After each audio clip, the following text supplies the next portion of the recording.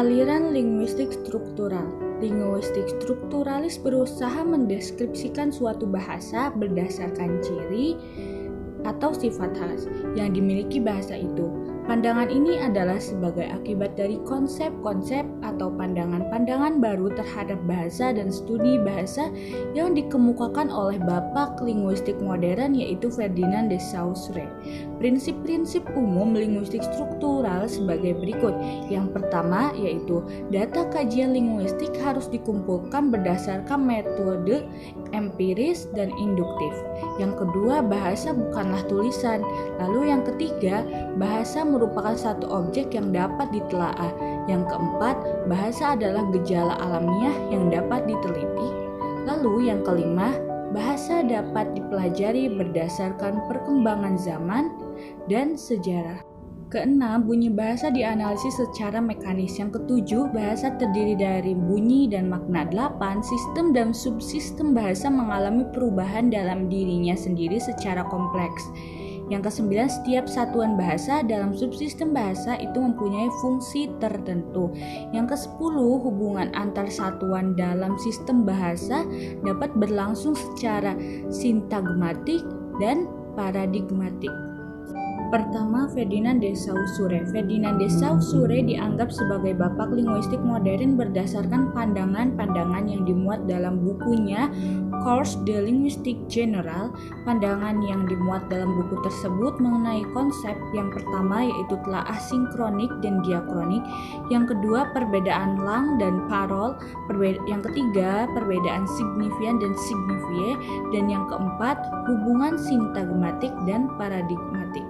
Telaah sinkronik dan diakronik. Telaah bahasa secara sinkronik adalah mempelajari suatu bahasa pada suatu kurun waktu tertentu, sedangkan telaah bahasa diakronik adalah telaah bahasa sepanjang masa atau sepanjang zaman bahasa itu dipergunakan oleh para penuturnya. Ferdinand de Saussure membedakan adanya lang dan parol. Lang adalah keseluruhan sistem tanda yang berfungsi sebagai alat komunikasi verbal antara para anggota suatu masyarakat bahasa. Sifatnya abstrak, sedangkan parol adalah pemakaian atau realisasi language oleh masing-masing anggota masyarakat bahasa yang sifatnya konkret. Signifian dan signifie. Signifian adalah citra bunyi atau kesan psikologis bunyi yang timbul dalam pikiran kita, sedangkan signifie adalah pengertian atau kesan makna yang ada dalam pikiran kita. Hubungan sintagmatik dan paradigmatik. Yang dimaksud dengan sintagmatik adalah hubungan antara unsur-unsur yang terdapat dalam suatu tuturan yang tersusun secara berurutan bersifat linier.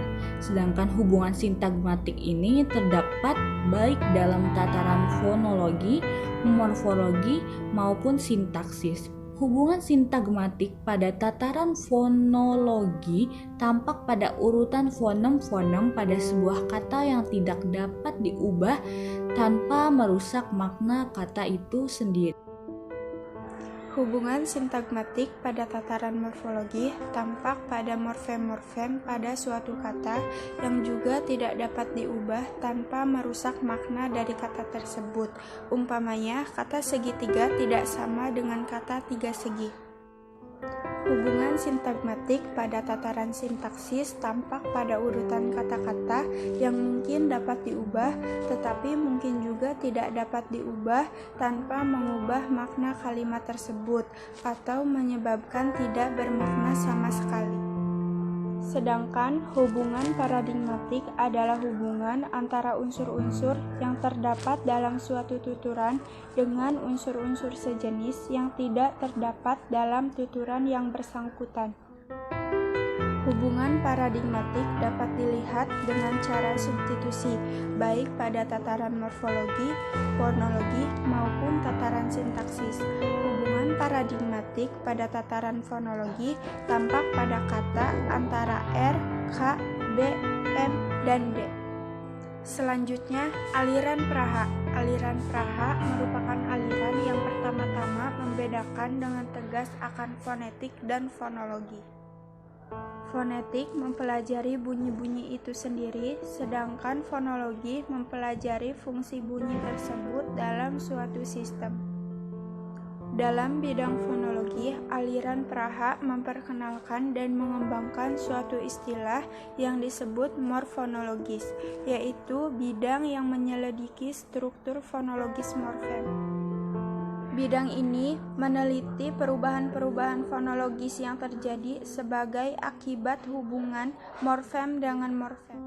Pokok-pokok pikiran aliran linguistik Praha dapat dirinci, yaitu yang pertama, meneruskan teori Ferdinand de Saussure, yang kedua, lebih terkonsentrasi pada bidang fonologi, yang ketiga, mengembangkan kajian sintaksis fungsional, dan yang keempat, pengembangan stilistika.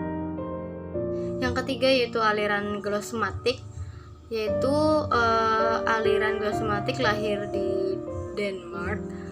Tokohnya yaitu Louis Jameslave yang meneruskan ajaran dari Ferdinand de Saussure. Menurut Jameslave, teori bahasa haruslah bersifat sembarang saja. Artinya harus merupakan suatu sistem deduktif semata-mata. Teori harus dapat dipakai secara tersendiri untuk dapat memperhitungkan kemungkinan-kemungkinan yang timbul dari premis-premisnya. Suatu teori harus bebas dari pengalaman apapun, namun teori itu harus tepat. Maksudnya yaitu harus memenuhi syarat untuk diterapkan pada data empiris tertentu, yaitu bahasa. Sejalan dengan pendapat de Saussure, Jameslave menganggap bahwa bahasa itu mengandung dua segi, yaitu segi ekspresi dan segi isi. Masing-masing segi mengandung forma dan substansi sehingga diperoleh forma ekspresi, substansi ekspresi, forma isi, dan substansi isi. Pembedaan format dari substansi berlaku untuk semua hal yang ditelaah secara ilmiah, sedangkan pembeda ekspresi dari isi hanya berlaku bagi telaah bahasa saja. Jameslave juga menganggap bahasa sebagai suatu sistem hubungan dan mengakui adanya hubungan sintagmatik dan hubungan paradigmatik. Pokok-pokok pikiran aliran ini adalah seperti yang pertama ada bahasa adalah sistem otonom, linguistik adalah sistem empirik, satuan dasar bahasa adalah glos, dan yang terakhir ada analisis yang diawali dari wacana, hubungan paragraf, hubungan sintagmatik menuju form yang berhubungan dengan ekspresi, dan yang kedua ada prosodi yang terbentuk oleh sendi atau jeda. Dan prosodi yang ketiga yaitu yang realisasi fonetisnya melampaui satuan yang lebih besar daripada fonem-fonem suprasegmental. Pokok-pokok pikiran alien Neo-Wirthian adalah seperti bahasa dipandang sebagai jaringan sistem kontras, dan kategori dasar yang digunakan adalah satuan, struktur, kelas, dan sistem. Linguistik sistematik menurut M.A.K. Halliday merupakan salah satu murid Wirthian mengembangkan teori filman khususnya yang berkenaan dengan segi kemasyarakatan bahasa. Leonard Bloomfield dan strukturalisme Amerika aliran berkembang pesat di Amerika pada tahun 30-an sampai akhir 50-an.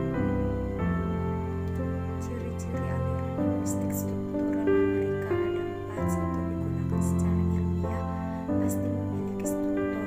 2. Bahasa dianalisis secara deskriptif untuk mengungkapkan sistem abstrak bahasa tertentu.